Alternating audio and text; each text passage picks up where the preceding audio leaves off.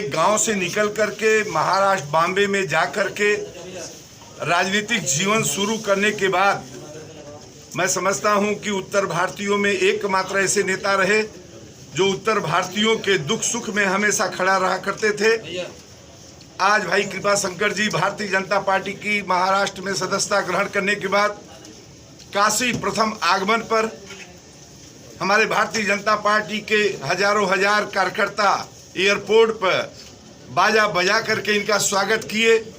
और ख़ास तौर से मैं बता दूं कि पूर्वांचल का कोई जनपद नहीं है जहां के लोग कि महाराष्ट्र में बॉम्बे में न रहते हों।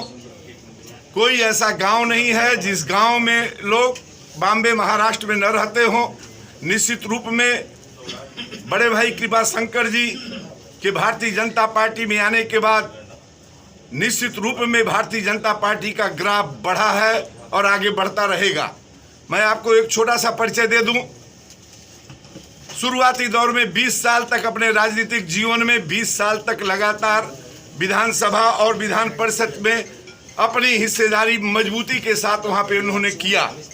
महाराष्ट्र में गृह मंत्री के रूप में इन्होंने जो कार्य किया है, आज तक सारे के सारे लोग इस बात को भली भांति जानते हैं कि गृह मंत्री के रूप में माननीय कृपाशंकर जी ने जो कार्य किया है वह ऐतिहासिक रहा है।